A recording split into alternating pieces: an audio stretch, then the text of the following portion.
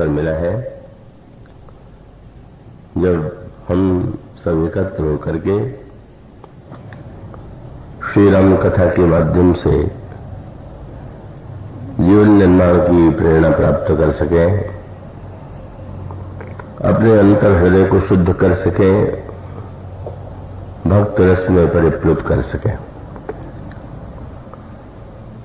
इस आयोजन में जो हमारे प्रिय श्री नारायण भैया, जय भैया, प्यार भैया और उनके समस्त बंधु अशोक जी, शिव जी और उनका समस्त परिवार, उनकी प्रीति जो है मुख्य हेतु बनती है। इस वर्ष प्रसंग के विषय में अनिश्चितता ही अनिश्चितता मन में रही। किस प्रसंग पर इस वर्ष प्रवचन किया जाए,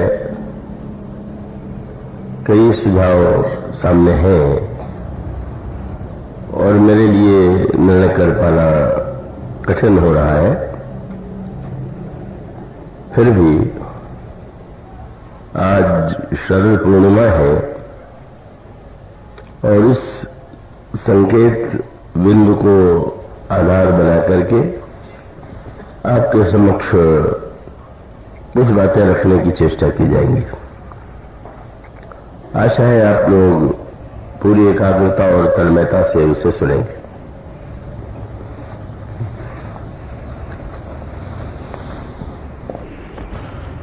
हर महीने के हर मास के अंत में आती है, किंतु इन समस्त पूरे वर्ष में 12 बार पूर्णिमा के आने पर भी शरद पूर्णिमा को जब इतना महत्व देते हैं तो उसके पीछे क्या तात्पर्य है?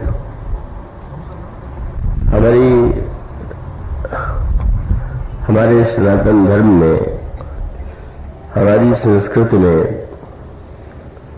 अनगिनत पर्व है और वो पर्व एक और व्यक्ति को बहिरंग अर्थों में भी उत्सव और उल्लास प्रदान करते हैं।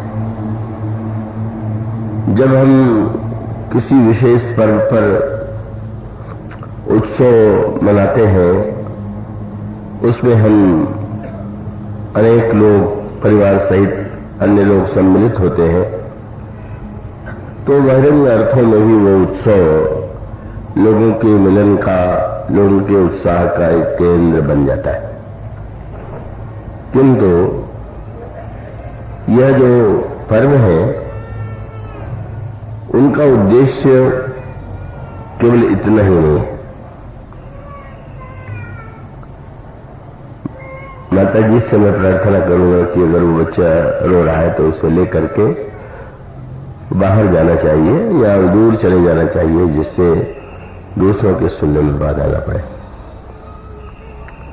तो ये जो पर्व है, इनका जीवन में, सामाजिक जीवन में तो महत्व है ही, पर इसके अंतरंग में जब बैठकर विचार करते हैं तो इन पर्वों में, इन तिथियों में जो निहित संकेत है, उसको सही अर्थों में यदि हम ग्रहण कर सकें और जीवन में उससे प्रेरणा ले सकें, तो ये पर्व जो है और भी अधिक व्यक्ति के और समाज के जीवन के लिए कल्याणकारी सिद्ध होंगे। तो वही प्रश्न प्रारंभ में कि समस्त पूर्णिमाओं के होते हुए भी जब प्रतिमास में एक पूर्णिमा आती है, तो शरद पूर्णिमा को ही इतना महत्व देने की क्या आवश्यकता है? अब इसको दोनों ही दृष्टियों से विचार करके देखिए। गोस्वामी जी ने शरद और चंद्रमा के माध्यम से अनेक महत्वपूर्ण संकेत और संदेश हम सबके लिए दिए। और वो गोस्वामी जी को जो ऋतु सबसे अधिक प्रिय है वह शरद ऋतु है। और उसका संकेत आपको एक कुछ पंक्तियों के द्वारा मिलेगा। प्रसंग बिल्कुल नया है, इसलिए आप और भी उसे एकाग्रता से सुनेंगे। गोस्वामी जी ने नदियों के माध्यम से अनेक संकेत दिए हैं, संदेश दिए। जैसे वे कहते हैं कि भगवान की भक्ति गंगा है, कि कर्म की कथा सरयू है, ज्ञान की गाथा सरस्वती है।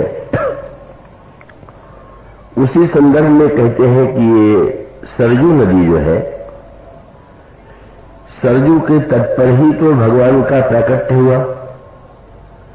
श्री अवध की भूमि सरयू के तट पर ही तो है। तो उन्होंने सरयू नदी की भी एक भावमयी जो स्थिति का संकेत किया, वो बड़ी महत्व का है। जैसे प्रत्येक नदी का उद्गम होता है अलग अलग स्थानों पर,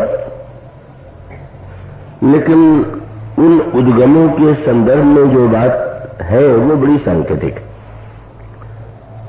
गोस्वामी जी ने ये कहा, अभी हमारे श्रीनिवास जी बहुत सुंदर शब्दों में स्मरण कर रहे थे, मानस की अगमता की ओर और सुगमता की ओर। तो गोस्वामी जी ने राम कथा को दो रूप दिए। एक तो उन्होंने कहा कि राम कथा जो है ये मानसरोवर है, और दूसरा रूपक उन्होंने दिया कि राम कथा की जो कवितामयी गाथा है वह मानो सरयू। उसमें गोस्वामी जी का एक संकेत यह है, अगमता की ओर जो बात अभी श्रीनिवास जी ने कही थी कि भगवान की जो कथा है वो सुगम है या अगम। तो एक और भगवान राम के चरित्र पर इतने ग्रंथ लिखे गए हैं, इतने रामायणों की रचना की गई है कि वो ऐसा लगता है कि वो जन जन में राम कथा व्याप्त है। और कौन ऐसा व्यक्ति होगा कि जो राम कथा से परिचित उस अर्थ में ना। लेकिन यह प्रश्न सामने था कि राम कथा पहले संस्कृत भाषा में थी। अब श्रीनिवास जी ने स्मरण कराया महर्षि वाल्मीकि की आज जयंती है, तो महर्षि वाल्मीकि ने भी राम कथा की रचना की देवभाषा में। तो राम कथा ये जो देवभाषा में थी वो स्वाभाविक है कि यह देवभाषा संस्कृत भाषा जो है वो सभी साधारण व्यक्तियों के बोलचाल की भाषा तो नहीं थी। और इसलिए राम कथा को तो जो विद्वान है, जो संस्कृत भाषा का जिसका अध्ययन है, वह व्यक्ति महर्षि वाल्मीकि या संस्कृत में जो राम कथाओं का वर्णन किया गया है उसका पूरा आनंद ले सकता है। उसका कुछ न कुछ आनंद तो सभी ले लेते हैं वक्ता की वाणी से सुन करके, लेकिन अगर उस भाषा का भी हमें ज्ञान हो, जिस भाषा से हम परिचित हैं, तो उस बात को समझ पाना और ग्रहण कर पाना हमारे लिए सरल होता है। वो मानस में बड़ा मीठा और सांकेतिक प्रसंग भाषा को लेकर के आता है। जब मेघनाथ से युद्ध करते हुए प्रभुनाथ पास में बंध गए, तो देवर्षि नारद ने जाकर के गरुड़ से कहा कि तुम लंका के रांगण में जाकर के प्रभु को नागपाश से मुक्त करो। गरुड़ आते हैं और नागपाश से उन्होंने प्रभु को मुक्त किया, किंतु उस नागपाश से मुक्ति के बाद उनके हृदय में आनंद की अनुभूति नहीं हुई। अभी भी उनके हृदय में एक संशय उत्पन्न हुआ और वे सोचने लगे कि आज तक तो मुझे यही ज्ञात था कि भगवान का नाम लेकर के व्यक्ति संसार के बंधन से मुक्त हो जाता है, और जिन प्रभु के नाम में वो प्रभाव है उन प्रभु को एक राक्षस ने आज बांध लिया और वो प्रभु अपने को छुड़ा नहीं पाए, मुक्त नहीं कर पाए, और मुझे आकर के उन्हें मुक्त करना पड़ा। ये क्या अद्भुत सी बात है। भव बंधन से तो छूटे ही नर जप जाकर नाम, खर्व निशाचर बांधे नाग पास सोई राम। वे बार बार इस संशय का समाधान अपने आप में ढूंढते हैं, पर वो पूरी तरह से निश्चिंत नहीं हो पाते हैं, उनका संशय बना रहता है। और तब वो संशय का समाधान पाने के लिए चल पड़े, और उनको लगा कि देवर्षि नारद ने ही तो मुझे यहां भेजा, तो इसलिए क्यों मैं मुंह से यह कहूं कि आपने तो बड़ी विचित्र स्थिति में मुझे डाल दिया। और वो बड़ी मीठी सी बात, देवर्षि नारद ने गौड़ जी को क्यों भेजा? क्योंकि गौड़ सर्पों को खा जाते हैं, सर्प उनसे डरते हैं, तो इसलिए गौड़ को भेजा गया। लेकिन गौड़ जी ने कहा, भुजबल जी से बड़ी एक मीठी बात कही, उन्होंने कहा लंका के युद्ध में जाकर के मैं तो बहुत संकट में पड़ गया कि मैं ये समझता था कि मैं सर्पों को खा जाने वाला हूं, पर लंका के क्षेत्र में तो सर्प ने ही मुझे डस लिया। आपको सर्प ने डस लिया? बोले श्री राम को भले ही मैंने नाक पास से मुक्त कर दिया हो, पर महाराज वो जिस सांप ने मुझे डस लिया वो तो बड़ा भयावना सर्प है, और वो सर्प तो मुझसे भी नहीं डरा, और सचमुच आज तक उस सर्प के विष को मैं उतार नहीं पाया हूं, और इसीलिए तो आपके पास आया हूं। आपको किस सर्प ने काट लिया?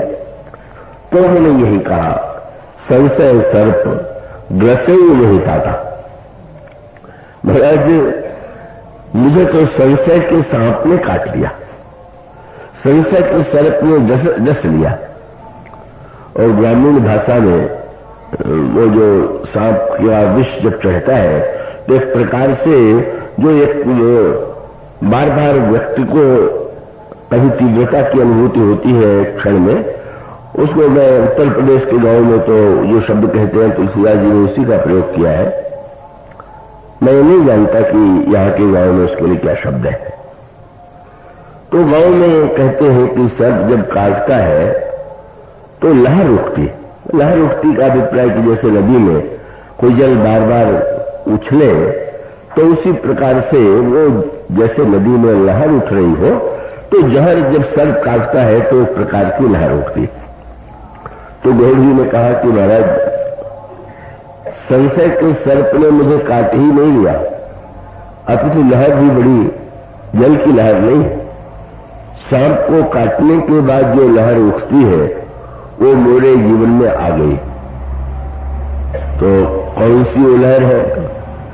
तो लिखा संशय सर्प ग्रसे वही ताता और दुखद लहर कुतर्क बहुराता।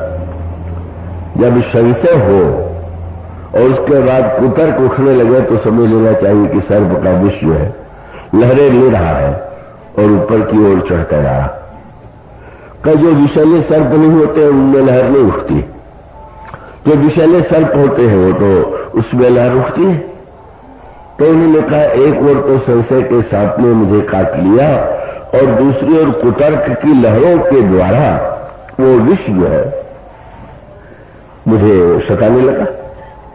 और तब गांव में अभी ये परंपरा है, औषधि के द्वारा भी चिकित्सा होती है, पर बहुधा लोग ढूंढते हैं कोई ऐसा मंत्र जानने वाला हो कि जो सर्प के विष को उतार दे। तो इस सर्प के विष को उतारना भी कठिन है, गिने चुने ही लोग होते हैं। पर जब किसी को संशय का सर्प काट लेता है और संशय के सर्प के साथ साथ व्यक्ति जब कुतर्कों से भर जाए तब क्या करें? और इसका अभिप्राय क्या है कि बड़े से बड़े बुद्धिमान व्यक्ति भी गौड़ महान ज्ञानी है, पर महान ज्ञानी होते हुए भी, बुद्धिमान होते हुए भी ये संशय ऐसी भीषण वस्तु है कि वो बड़ा से बड़ा व्यक्ति भी उस संशय के चक्कर में आ जाता है। और महाभारत में, रामायण में, सारे पुराणों में यह आपको स्पष्ट दिखाई देता है कि बहुत बड़े कहे जाने वाले व्यक्तियों के जीवन में भी संशय का उदय कभी न कभी होता। और तब उस संशय के समाधान का उपाय क्या है? और तब उसका उत्तर यही कि जब संशय का सर्प डस ले तो हमें चाहिए, ये जो मंत्र जानने वाले हैं उनको भी बड़ी अद्भुत संज्ञा दी गई। संस्कृत साहित्य में उनको गारुड़ी कहा गया, माने गौड़ जैसे सर्प के विष को उतार देते हैं, इसी प्रकार से मंत्र के द्वारा जो सर्प के विष को उतार दे वो गारुड़ी है। तो काकभूषणी जी ने यही कहा कि महाराज, काकभूषणी जी से गौड़ जी ने यही कहा कि मैं तो संसार में प्रसिद्ध गरुड़ हूं, किंतु लंका के रणांगण में जब सर्प के संशय के सर्प ने मुझे डस लिया तो मैं तो खोजने के लिए चल पड़ा, पर वो ऐसा विचित्र सर्प निकला कि कोई व्यक्ति उसको विष को उतार ही नहीं पा रहा था। उतरा कैसे? बोले तव स्वरूप गारुड़ी खगनाए, ये आपका जो स्वरूप है भूषणी जी, ये गारुड़ी बन करके, एक गरुड़ मैं हूं और एक गारुड़ी आप है। और आपकी विलक्षणता तो यह है कि जो गरुड़ संसार के सर्पों को नष्ट कर देता है वो स्वयं संशय सर्प से मुक्त नहीं हो पाया। और उस संदर्भ में इसका सरल सा ये तो काव्य है, इसका तात्पर्य है कि जब हमारे अंतःकरण में कभी संशय का उदय हो तो हमारा कर्तव्य है कि उस गारुड़ी की खोज करें। कई जो सर्प है और उसके जो मंत्र ज्ञाता है वो विवादास्पद हो सकते हैं, लेकिन उसका उपाय क्या है कि जो संत है, सत्संग जो है, वही जाकर के व्यक्ति के संशय का समाधान होता है। संशय के सर्प का अगर व्यक्ति चाहता है कि विष उतर जाए तो उसे सत्संग में जाना चाहिए। तब गरुड़ जी ने बड़ी मीठी बात कही कि मेरा तो ऐसा विष था कि बड़े बड़े जिनके पास मंत्र जानने वालों के पास गया, उन सब लोगों ने विष उतारने की संभावना से ये कह दिया कि मेरे लिए संभव नहीं। किस रूप में? सबसे पहले गरुड़ जी नारद जी को उलाने देने गए, आप मुझे सर्प से छुड़ाने के लिए आपने भेजा था कि मुझे सर्प से डसवाने के लिए भेजा था? आपने ऐसा भेज दिया कि मुझे स्वयं संशय के सर्प ने काट लिया, तो अब तो बहुत बड़े महापुरुष है, इस विष को उतारिए।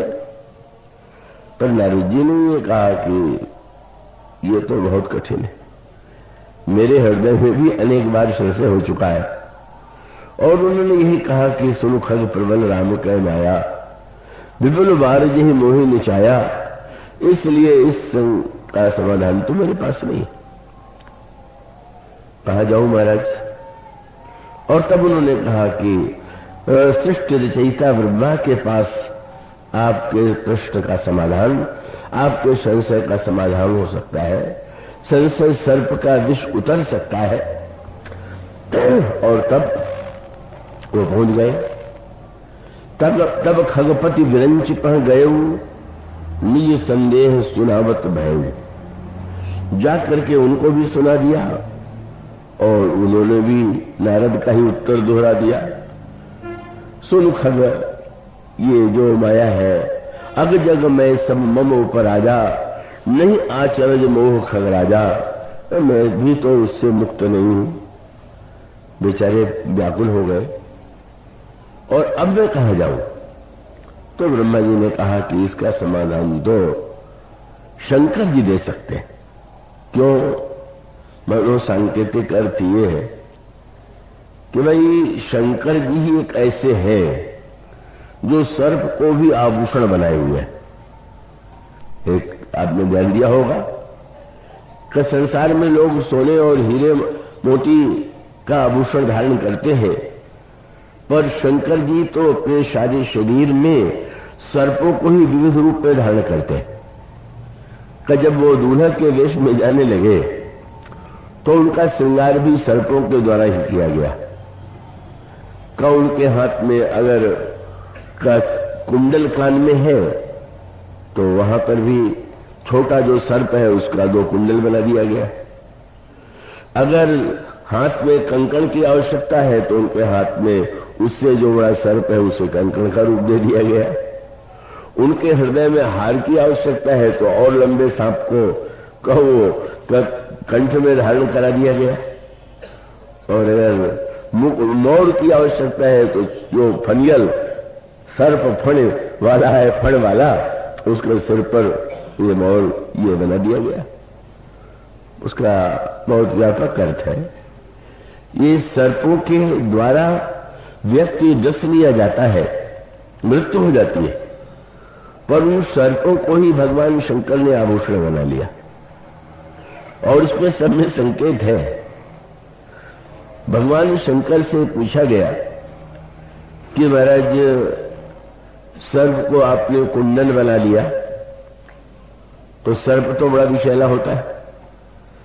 शंकर जी ने कहा कि अगर राम कथा कानों में पड़ती रहे तो ये जो सर्प है संशय का वो कुछ नहीं कर सकता। दान के द्वारा मानो लोभ के पर विजय पाने के लिए उन्होंने कहा कि वो सर्प, लोभ का भी सर्प, ये सर्प को हमारे यहां दुर्गुणों के अनेक रूपों में प्रस्तुत किया गया है। तो जो व्यक्ति निरंतर दान देता रहता है तो वो उसके जीवन में वो लोभ का सर्प भी कुछ नहीं कर सकने में संभव है। तो भगवान शंकर से बढ़ करके इसका समाधान कौन देगा? और तब भगवान शंकर के पास वे पहुंच गए। पर संयोग ऐसा कि भगवान शंकर उस समय कैलाश में नहीं, वो मार्ग में ही उन्हें मिल गए। यहां पर 3 बड़े महत्व के सूत्र हैं। सब अगर मनुष्य के जीवन में कोई संशय हो तो संशय के निवारण करने के लिए किन किन वस्तुओं की आवश्यकता है, और ये बड़े महत्व का संकेत है।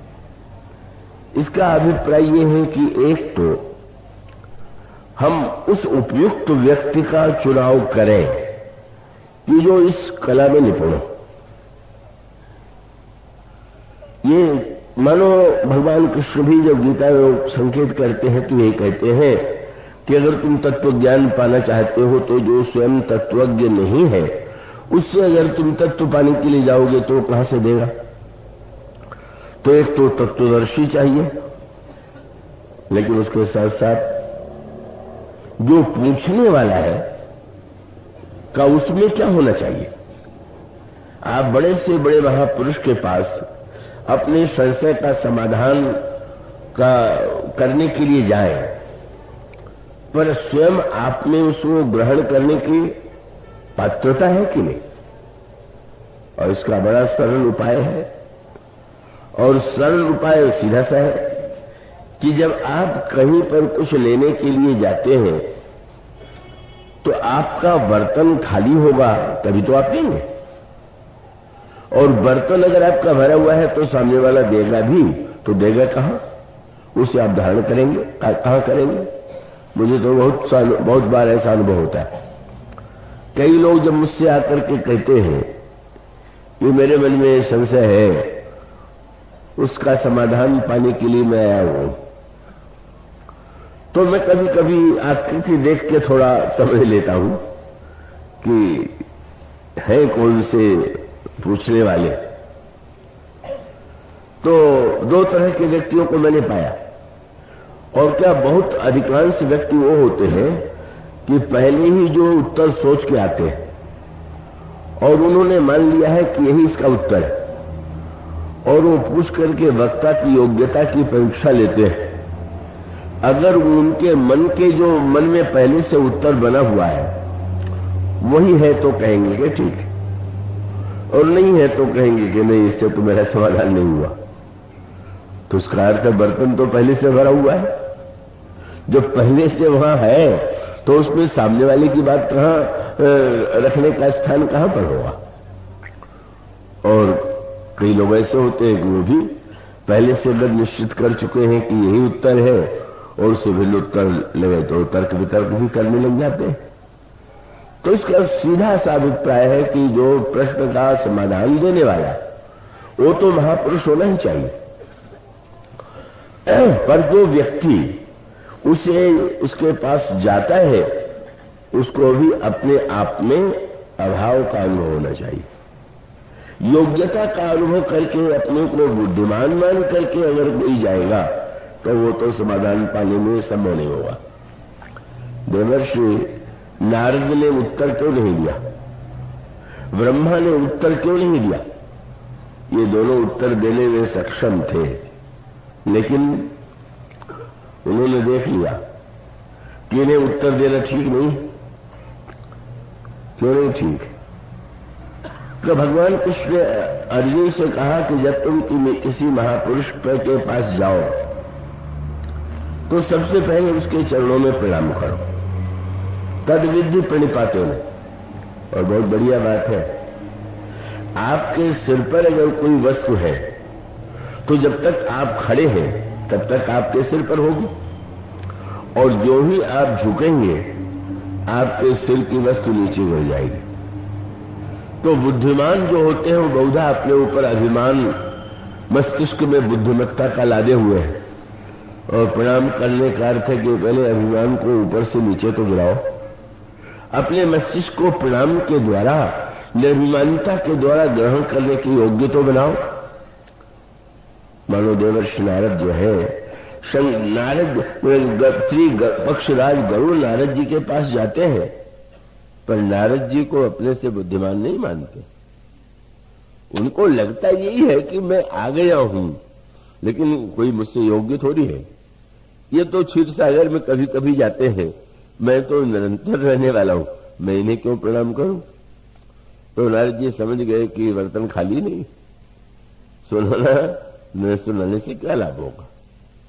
और यहां तक कि गरुड़ जी जिसमें ब्रह्मा के पास गए तो ब्रह्मा को भी अपने से योग्य नहीं मानते थे। बोले ये तो श्रेष्ठ रचयिता है और मैं तो महान ज्ञानी, मेरे तो ब्रह्मा तो वाणी के द्वारा वेद पाठ करते हैं, लेकिन गरुड़ जी के विषय में प्रसिद्ध है कि उनके पंखों से जो ध्वनि निकलती है वो सामवेद का मंत्र होता है। अरे तो मेरे तो पंख से ही वेद ध्वनि निकलती है, ब्रह्मा को मैं प्रणाम कैसे करूं? ब्रह्मा मुस्कुरा करके समझ गए कि नारद जी ने इन्हें यहां क्यों भेज दिया, और समझ गए तो ये सोचने लगे कि अब इनको उत्तर देने की क्या सार्थकता है। और तब उनका ध्यान शंकर जी की ओर गया, और शंकर जी की ओर जाते हुए यही कहा कि जाकर के अब तुम शंकर के पास जाओ, वहां पर बड़े महत्व का सूत्र है। और वो महत्व का सूत्र यह है कि जिस समय वे गए तो शंकर जी चले जा रहे थे, नारद जी ने गरुड़ जी ने पहली बार प्रणाम करने की आवश्यकता का अनुभव किया, क्योंकि वो शंकर जी को अपने से छोटा या बराबरी का नहीं मान पाए। और इसलिए लिखा हुआ है, शंकर जी ने पार्वती जी से कथा सुनाते हुए बताया कि जब वो मेरे पास आया तो आने के बाद यही मम पद सादर सिर नावा, दो शब्द का, सिर झुकाया और आदर पूर्वक। कई आदर पूर्वक कहने का अभिप्राय क्या? कई लोग नाटक में भी सिर झुकाना जानते हैं, और उसका अर्थ है कि आप प्रणाम करते समय ऊपर की वस्तु को पकड़े रहे कि कहीं गिर न जाए, तो इसका अर्थ है कि आप जो है कि उसको गिरने तो देना चाहते ही नहीं। सादर माने कि वो अभिमान से मुक्त हो गया। और तब शंकर जी ने जो एक बात कही वो बड़े महत्व की थी। पूछ दिया काकभूषण पार्वती जी ने कि महाराज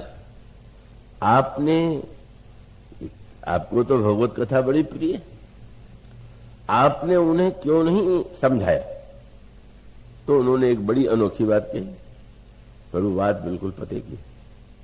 उन्होंने कहा पार्वती मैंने तो इसलिए नहीं सुनाया, एक तो कारण उन्होंने कहा कि अभिमान की बात तो है ही, पर एक वाक्य उन्होंने ये कहा कि समुझे खग खग ही कर भाखा और ताते उमा गुप्त कर रखा।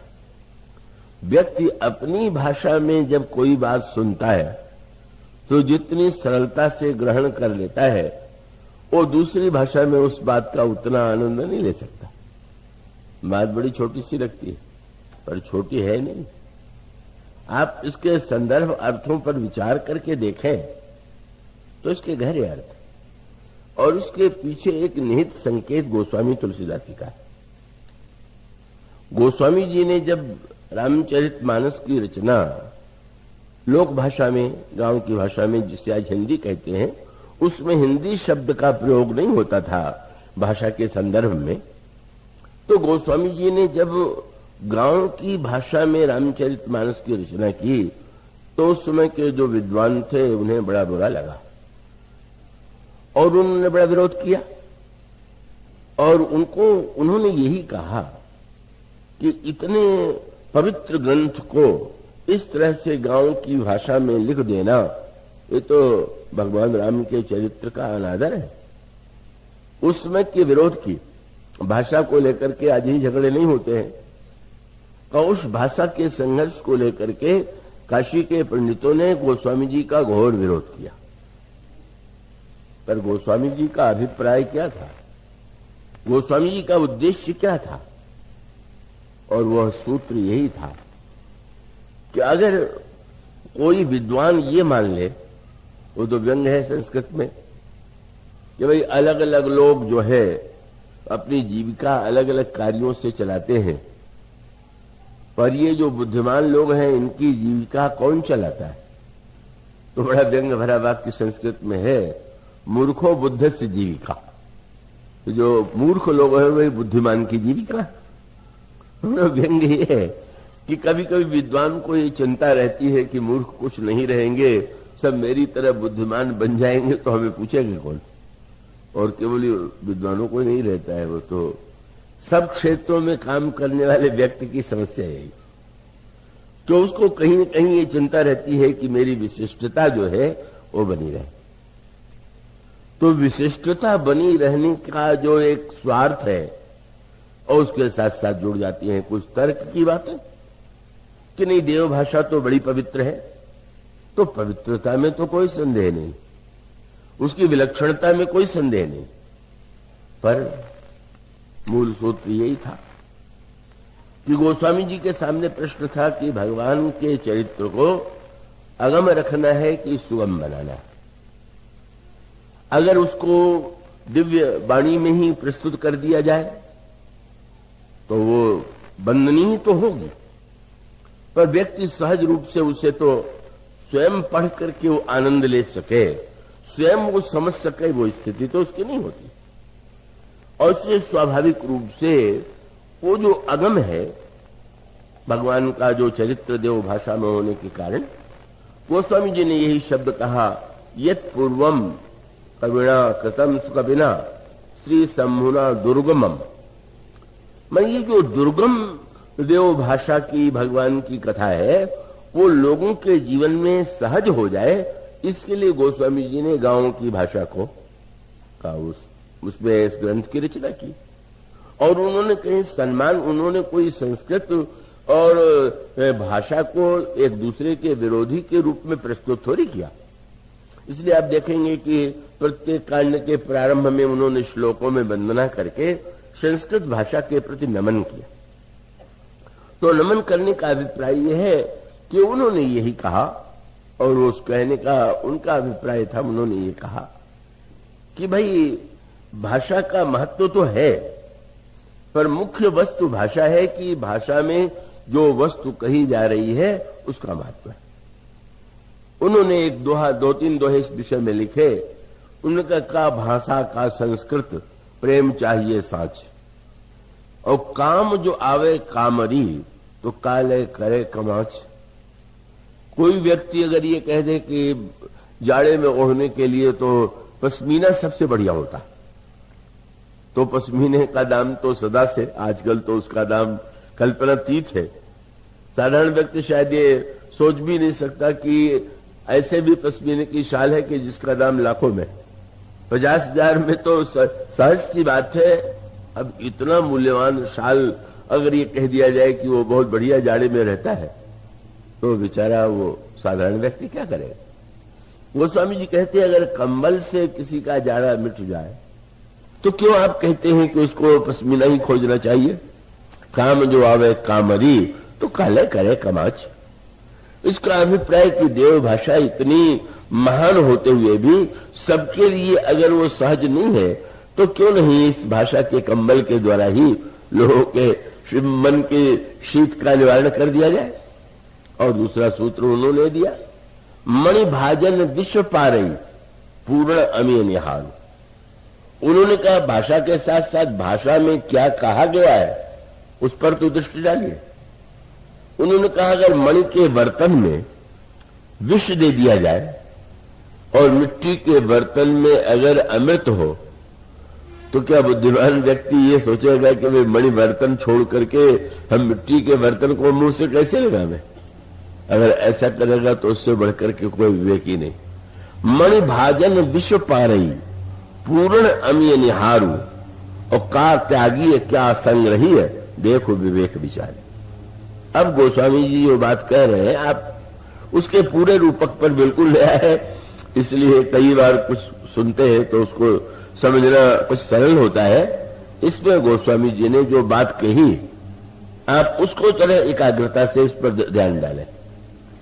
उन्होंने कहा कि ये जो रामचरितमानस है इसका निर्माण शंकर जी ने किया, और यह जो मानस की शंकर जी का जो रामचरितमानस नाम जो है, आप में से शायद यहां पर कोई हो तो बड़े सौभाग्यशाली हैं कि जिन्होंने कैलाश की यात्रा की हो और मानस सरोवर का दर्शन किया हो।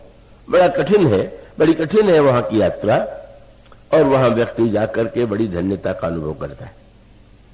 वो स्वामी जी ने कहा कि भगवान शंकर ने रामचरितमानस का जो निर्माण किया वह तो मानो सर के समान है। अब गोस्वामी जी से पूछा गया कि फिर आपने क्या किया। अगर शंकर जी ने रामचरितमानस के रूप में मानसर का निर्माण किया तो उन्होंने बड़ी मीठी बात कही और बड़े काम किए हैं।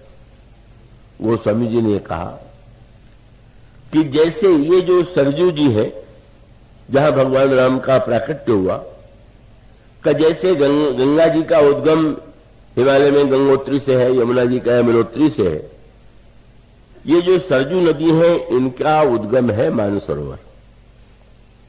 अब गोस्वामी जी जो कहना चाहते हैं उस पर आप दृष्टि डालिए कि अगर कोई मानसरोवर की यात्रा के लिए कहा जाए, प्रतिवर्ष कुछ लोग जाते हैं, दुर्भाग्यवश आजकल वो चीन की सीमा में है, तो थोड़ी से लोगों को अनुमति मिलती है और उसके लिए द्रव्य और उसके लिए कष्ट उठाने की क्षमता सब में नहीं होती। इसी प्रकार से गोस्वामी जी ने कहा कि शंकर जी का जो मानस है वो तो महान अगम है, और तब उन्होंने ये कहा कि उसमें मैंने ये चेष्टा किया कि कविता की नदी अगर निकले भाषा में तो कविता की नदी के द्वारा मानसरोवर का ही जो जल है वो सरजू जी के द्वारा मानो भूमि पर उतर आता। तो उन्होंने जो बड़ी विलक्षण काव्य रचना की है वो तो बड़ी अद्भुत बात है। उन्होंने कहा कि यह जो राम कथा की सरजू है कविता के रूप में, जिसको हिंदी भाषा गांव की भाषा में मैंने लिखा है, इसका उद्गम जो है मानस सर से, और वह शंकर हृदय मानो वह जो मानस सर था वो भगवान शंकर के हृदय में था, और भगवान शंकर के हृदय से ये जो कविताबद्ध राम कथा है, यह कविताबद्ध जो राम कथा है यही मानो सरजू।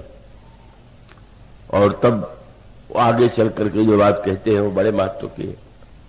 भगवान श्री राम का चरित्र अगम है, दुर्गम है, उसके अंतरंग रहस्यों तक पहुंचना कठिन है, पर उसके बाद गोस्वामी जी उसे एक नया रूप देते हुए कहते हैं कि जब नदी चली तो नदी जैसे नदी के दो किनारे होते हैं, तो उनसे पूछा गया कि आपने जो कविता की नदी कि जिसके उद्गम के लिए अभी आपने कहा कि वो सरजू है, उसके दो किनारे कौन से? और तब गोस्वामी जी ने यही कहा, चली सुभग कविता सरिता सो, राम विमल जस जल भरिता सो। भगवान राम का जो निर्मल यश है वही इस धारा में बह रहा है। और उसके दो किनारे कौन है? बोले लोक वेद मत मंजुल कूला।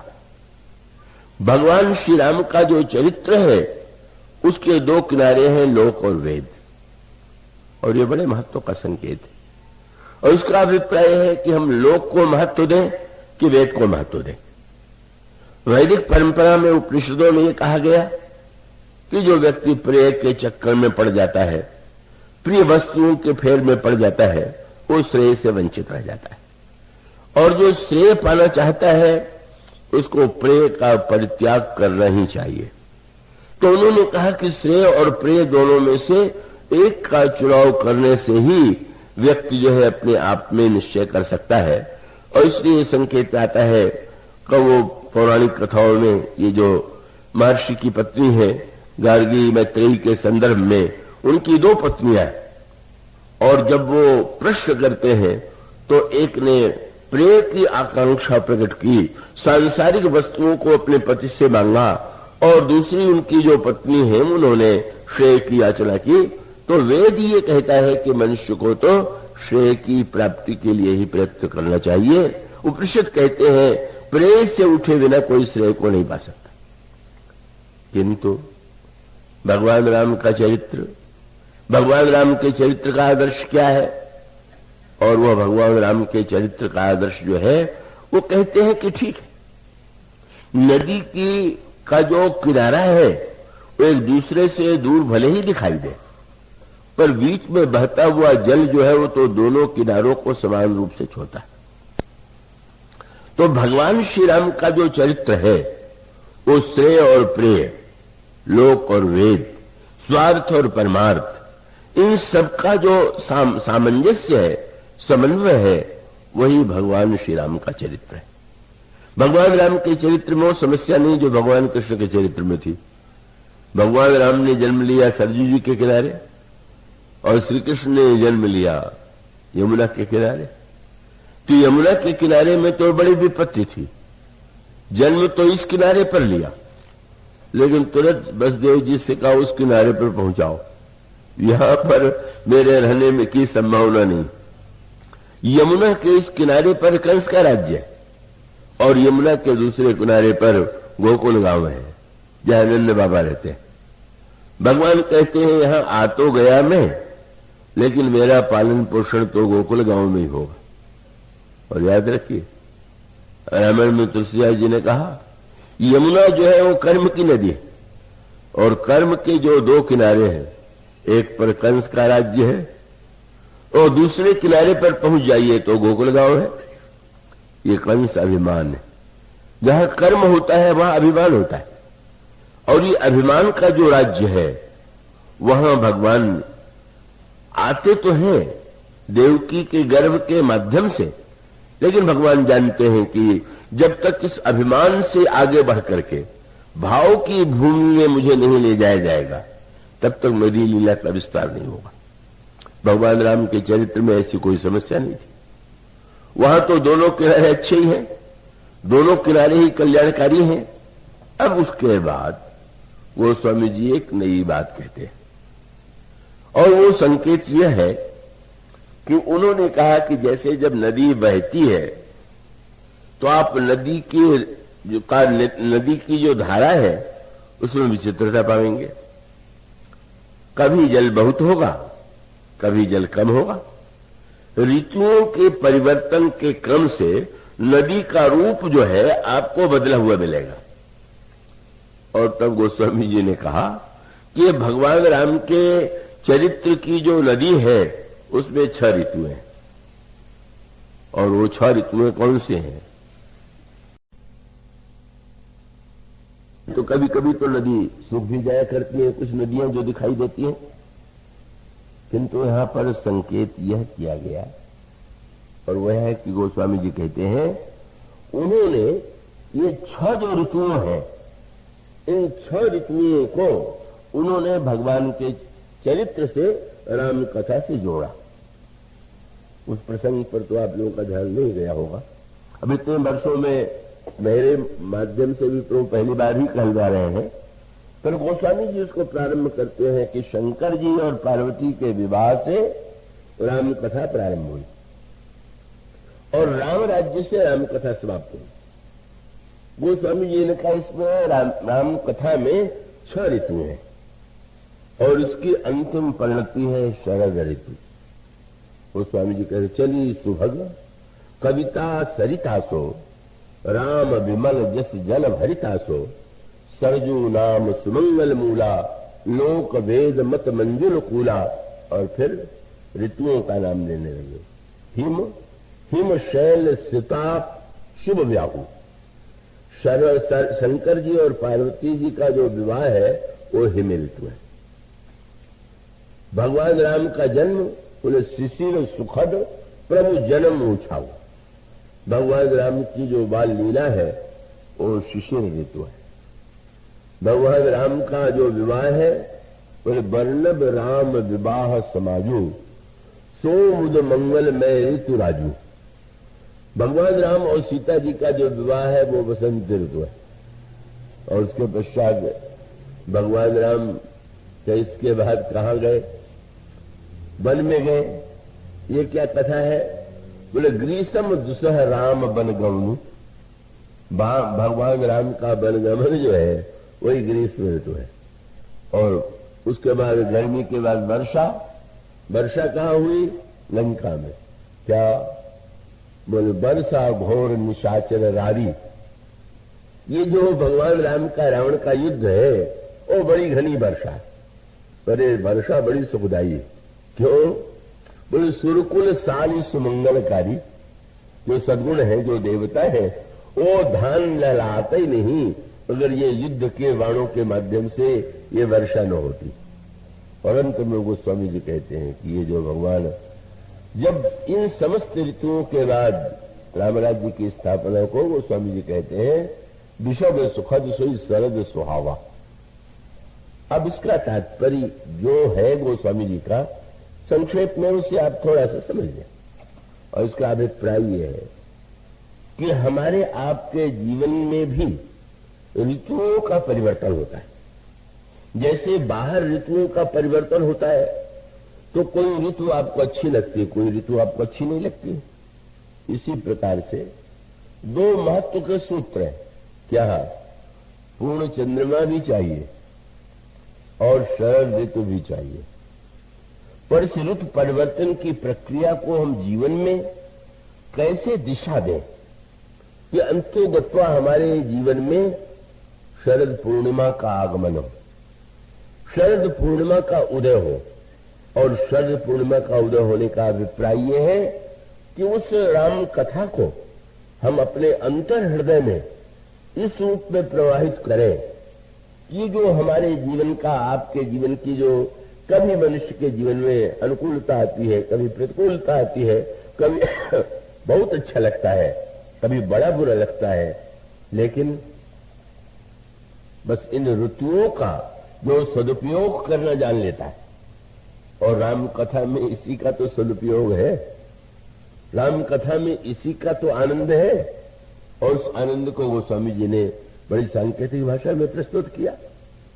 और उसका अभिप्राय यह है कि हमारे जीवन में क्रमशः जिन वस्तुओं का उदय होना चाहिए और वो उदय होते होते, और उसका सूत्र है कि महीने भले ही हर महीने में पूर्ण चंद्रमा के कारण पूर्णिमा आती हो, पर ये जो शरद पूर्णिमा है इसकी विशेषता ये है कि शरद ऋतु में आकाश जो है बिल्कुल स्वच्छ हो जाता है।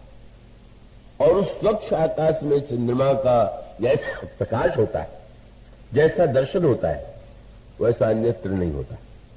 तो आइए, क्या इस चंद्रमा को शरद पूर्णिमा के प्रकाश में देख के प्रसन्नता होती है, तो हमें और आपको भी तो शरद पूर्णिमा जीवन में लाना है। और शरद पूर्णिमा किसके माध्यम से लाना है? चंद्रमा के माध्यम से। और उस चंद्रमा को तो गोस्वामी जी ने इतने रूपों में उसका वर्णन किया है कि आप इस पर विचार करें तो आपको अद्भुत रहस्य ज्ञात होंगे। भाई, जिस समय आपके अंतर हृदय में रामचंद्र, भगवान राम के नाम के साथ भी तो चंद्र शब्द का प्रयोग है ना, तो ये रामचंद्र और ये आकाश कौन सा है? हमारा आपका हृदय ही आकाश है। और श्री राम तो सर्वदा परिपूर्ण ही है, लेकिन पूर्णिमा के दिन भी अगर आकाश में बादल हो, आंधी आ जाए, धूल छा जाए, तो जैसे चंद्रमा नहीं दिखाई देता। और आकाश जब पूरी तरह स्वच्छ होता है तो चंद्रमा का दर्शन सुखद होता है। इसी प्रकार से ये रामचंद्र का दर्शन भी हमारे अंतःकरण में जो बादल छाए हुए और उन वासनाओं का जो बादल छाया हुआ है, दुर्वृत्तियों की जो आंधी चल रही है, मानो ये जो नाना प्रकार की वृत्ति है, यह हमारे अंतर हृदय में विराजमान ईश्वर की पूर्णता का दर्शन नहीं होने दे रहा। और तब शरद पूर्णिमा की सच्ची सार्थकता, यह शरद पूर्णिमा तो वर्ष भर में एक ही दिन आती है, लेकिन जिस समय राम कथा के माध्यम से हमारे अंतर हृदय में, हमारे अंतर मन में ईश्वर के होते हुए भी हमारा हृदयाकाश जो है वो मानो जब देखिए तो उसमें कोई न कोई वृत्ति, कोई न कोई दुर्वासना, कोई न कोई ऐसी चीज है कि जो हमको ईश्वर का दर्शन करने में बाधक बनी हुई है। आप पढ़ते हैं कि जिस समय वहां पर भी वही संकेत सूत्र है, भगवान श्री राम से सुग्रीव की मित्रता हुई और सुग्रीव से मित्रता के बाद प्रभु ने बाली का वध किया और सुग्रीव को किष्किंधा का राज्य दिया। ये जो है, ये जो ऋतु थी, ये जो बाली और सुग्रीव का युद्ध हुआ, वध हुआ, ये गर्मी की ऋतु में हुआ। और गर्मी की ऋतु में वध हो जाने के बाद भगवान राम ने सुग्रीव से कहा कि ये जो है, इस समय गर्मी व्यतीत हो रही है और वर्षा ऋतु आने वाली है, तो मैं तुम्हारे नगर में तो रहूंगा नहीं।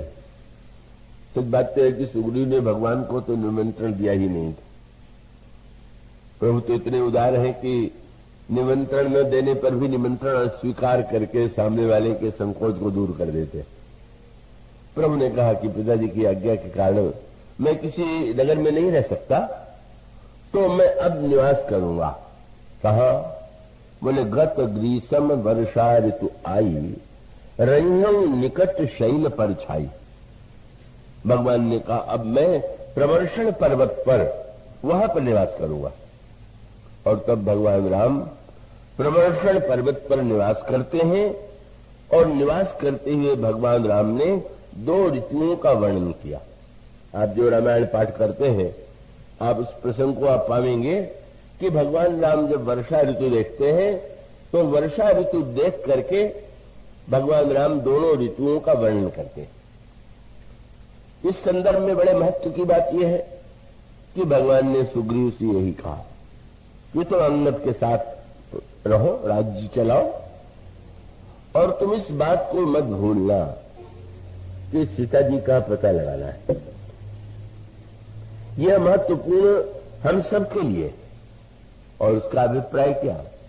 भगवान राम ये नहीं कहते कि कामकाज छोड़ दीजिए, संसार का व्यवहार छोड़ दीजिए।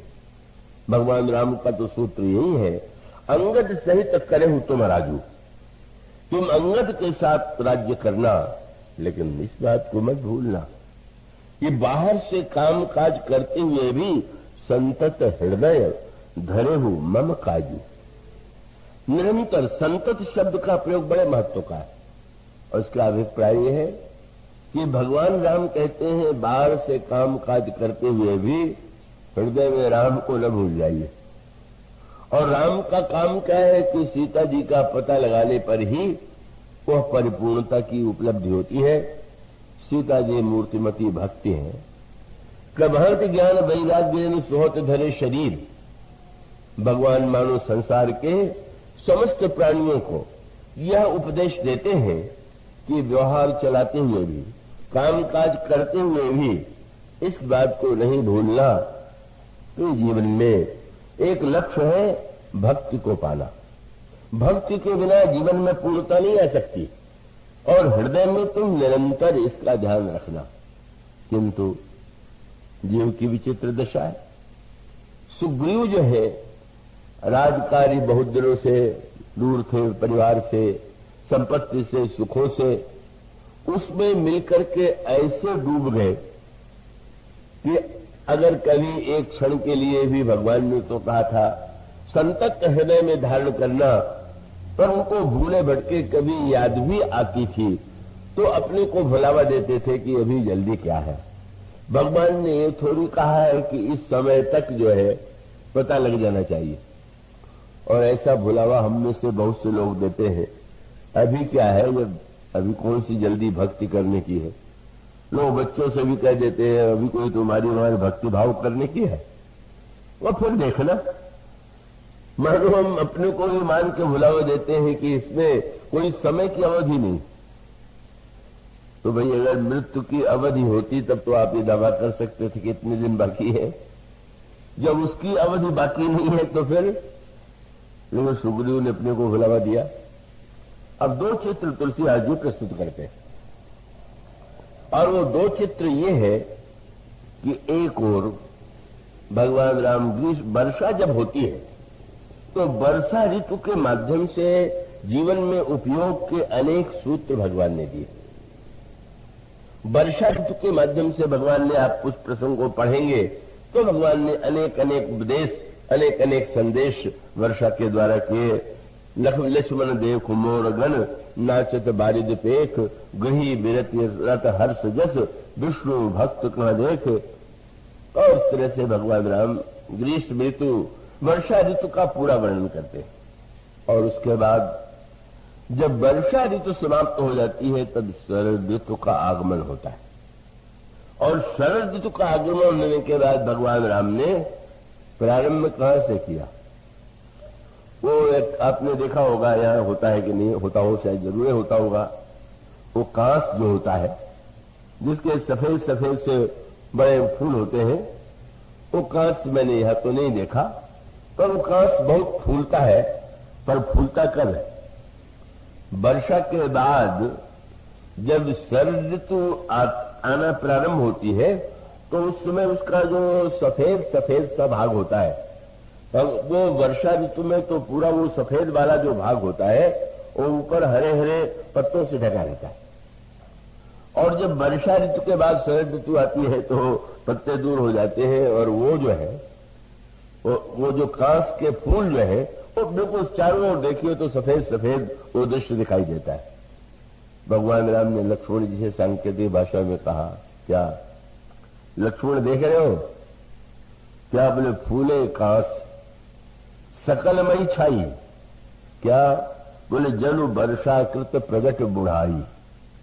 जैसे व्यक्ति बूढ़े होने के बाद बाल बाल सफेद हो जाते हैं, कैसी प्रकार से वर्षा ऋतु जब का उसका वृद्धावस्था आ गई, अब सौंदर्य आ गया, और तब संकेत बहुत मधुर था। और वो संकेत ये था कि वृद्धावस्था तो अपने आप में वरदान है, यद्यपि वरदान तो उसे कोई मानता नहीं, व्यक्ति तो उसको शाप ही मानता है। और बेचारे रामचंद्र जैसे जो कनकेश्वरदास जैसे जो कवि है, हाँ वो तो बड़े भारी महाकवि हुए हैं। और कहा जाता है कि गोस्वामी जी से मिलने के लिए गए, क्योंकि उन्होंने सुना था कि तुलसीदास जी ने राम कथा की रचना की है। तो गोस्वामी जी पूजन में बैठे हुए थे, शिष्यों ने कहा गुरु जी पूजन में है, आप विराजिए, उठने पर आपकी भेंट हो जाएगी। मैं आया हूं और पूजन में बैठे हुए, मेरा ये तो अनादर है। उनको पूजा छोड़ के मेरे स्वागत में आना चाहिए। बड़े विद्वान शिष्यों ने विनम्रता पूर्वक रोका, पर रुके नहीं। और तब उन्होंने निर्णय किया कि मैं स्वयं राम के चरित्र के संदर्भ में इतना बढ़िया काव्य लिखूंगा कि तुलसीदास जी की कविता से और यानी कितनी श्रेष्ठ हो। और तब उन्होंने रामचंद्रिका की रचना की। आज भी साहित्य में उस ग्रंथ की उपलब्धि है। पर रामचंद्रिका और रामचरितमानस कवि कर्म के महान पंडित थे केशवदास, इसमें कोई संदेह नहीं।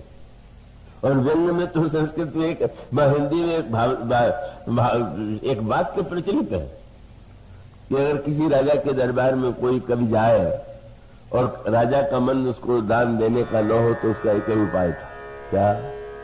बोले कवि को देन न चाहे विदाई तो पूछे केशव की कविताई। केशवदास की कोई कविता कहके के बताए इसका अर्थ बताइए तो बेचारा सिर पटकेगा फिर भी अर्थ नहीं निकाल पाएगा। बड़ा पांडित्यपूर्ण ग्रंथ है, पर पांडित्यपूर्ण होते हुए उसके मूल में तो अहंकार की प्रेरणा है। वो स्वामी जी भी रामकथा लिखते हैं, पर केशवदास की रामचंद्रिका कहीं से उसको छू नहीं सकती।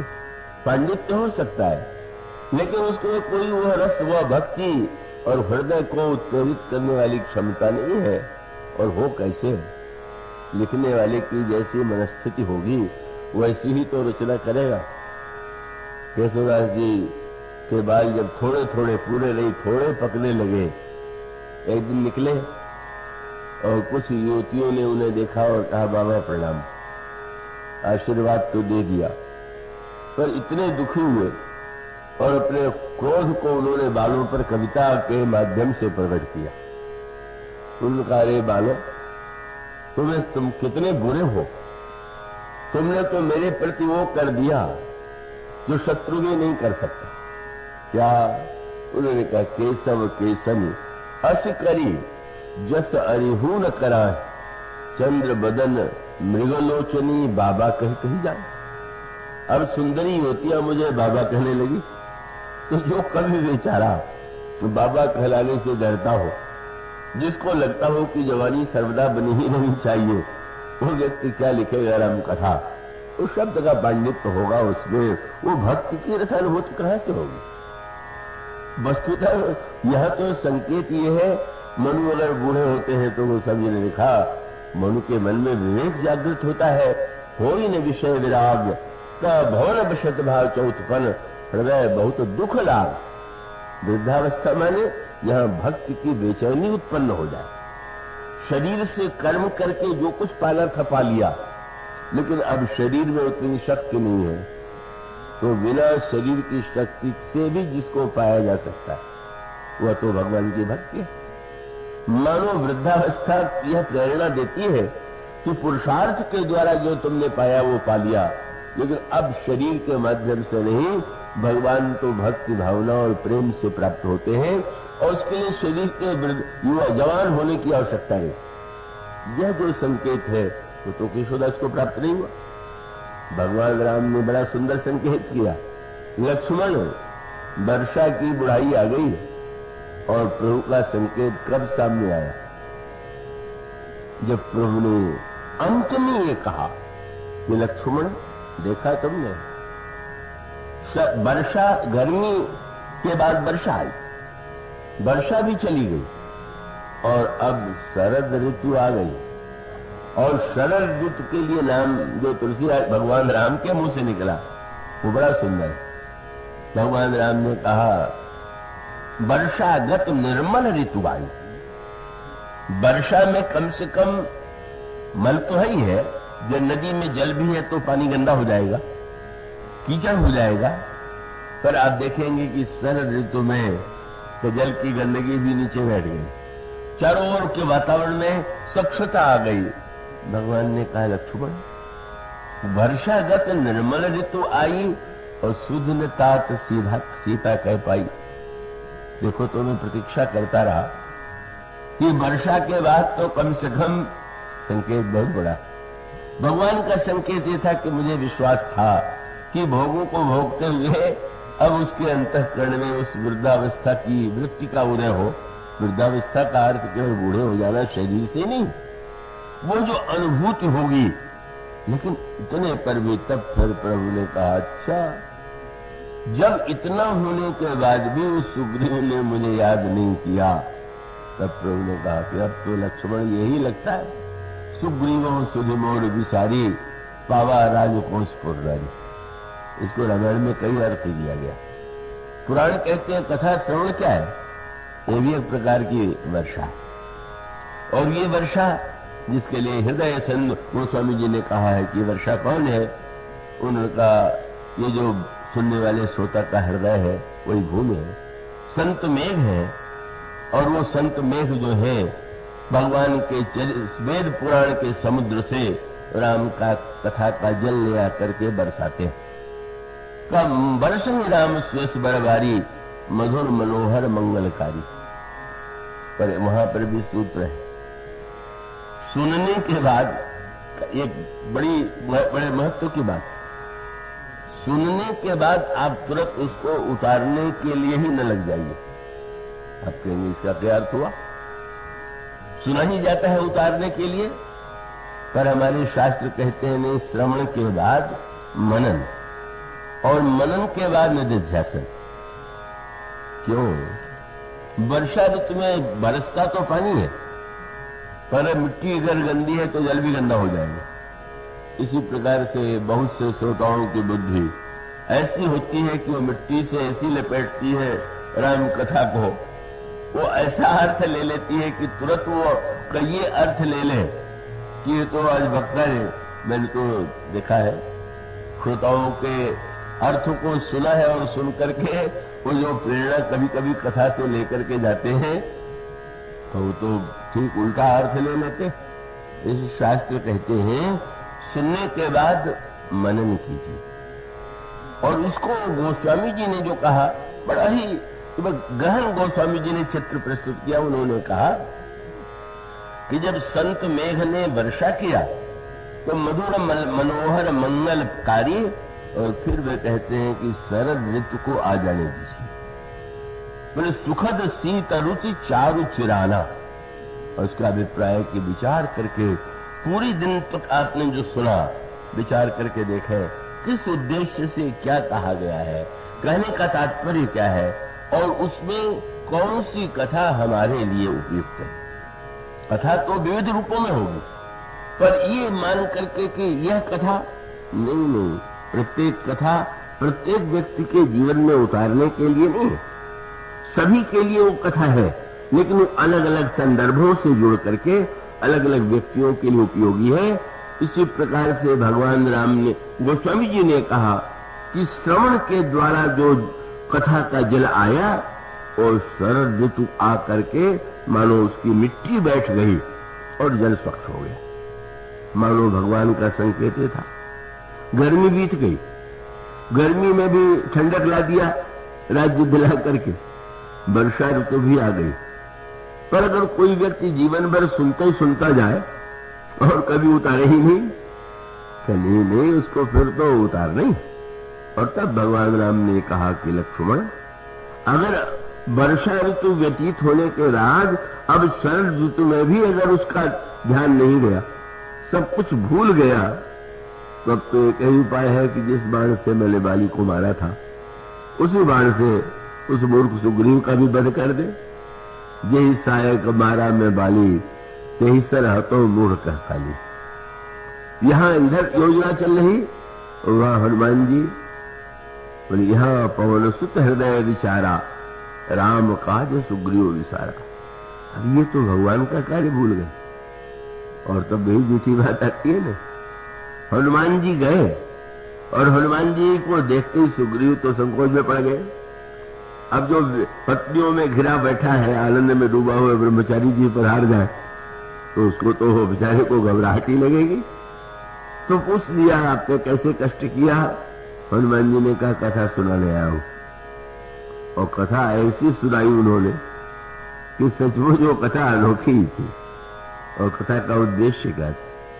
और सुग्रीव के हृदयाकाश में जो आज वासना का बादल छा गया है और जिसके कारण वे रामचंद्र को भूल गए हैं, तो अब तो एक ही उपाय है कि जो पवन पुत्र है, आकाश में बादल हो और हवा का तेज झोंका आवे तो बादलों को छिन्न भिन्न कर देता है। हनुमान जी ने यही किया। हनुमान जी से सुग्रीव जी ने कहा आपने तो पहले कथा सुनाई थी। उन्होंने कहा कि वो अधूरी कथा थी। और तब उन्होंने कहा कि अच्छा ये आप बताइए कि प्रभु ने बाली का वध जब किया तो बाली के हृदय में जो बाण लगा वो कहां गया? उनका वो तो लौट के प्रभु के तरकस में आ गया। क्यों आ गया? बोले लगता है प्रभु अपने जिसको अपना लेते हैं उसको फिर से अपने पास बुला लेते हैं, इसीलिए वो लौट आया। हनुमान जी ने कहा नहीं, ये व्याख्या तो इस समय सही नहीं, कथा की व्याख्याएं बदलती रहती, उसको वो भी एक व्याख्या, पर सुग्रीव जो अर्थ ले रहे थे वो तो उनके लिए अकल जानकारी था। भगवान बड़े उदार हैं, बाल को भेजते फिर बुला लेते। इसका अर्थ है कथा का अर्थ भी प्रत्येक श्रोता के लिए अलग अलग। सुग्रीव के लिए अर्थ लेना और इस समय बड़ा अनर्थकारी होता। और तब हनुमान जी ने कहा कि मुझे तो कुछ उल्टा ही लग रहा। क्या? मुझे लगता है कि बाली ने उलाहना दिया था कि मैं बैरी सुग्रीव प्यारा अवगुण कौन ना तुम्हें मारा, तो इसीलिए उस बाण को रख छोड़ा है कि अगर सुग्रीव भी ऐसे ही करेगा तो उसको भी इसी बाण से खबर नहीं। वो आपके लिए बाण रखा हुआ है। जो ही सुना कांपने लगे, वासना के बाल छिन्न भिन्न हो गए पवन पुत्र के द्वारा, और वह रामचंद्र उदित हुआ। श्री रामचंद्र का साक्षात्कार हुआ और राका रजनी भगत तो राम नाम से सोम। भक्ति ही पूर्णिमा है और सीता जी मानो भक्त की पूर्णिमा, और रामचंद्र पूर्णिमा और चंद्र दोनों का मिलन हो जाए, यही राम कथा का उद्देश्य है। तो मुझे विश्वास है कि हम इन साधनों के माध्यम से हृदय आकाश कैसे शुद्ध हो और पूर्ण रामचंद्र का प्रकाश हमारे जीवन में कैसे प्रकाशित हो, इस प्रसंग के साथ आज विराम। इसके बाद की चर्चा कल होगी। बोलिए सियावर राम।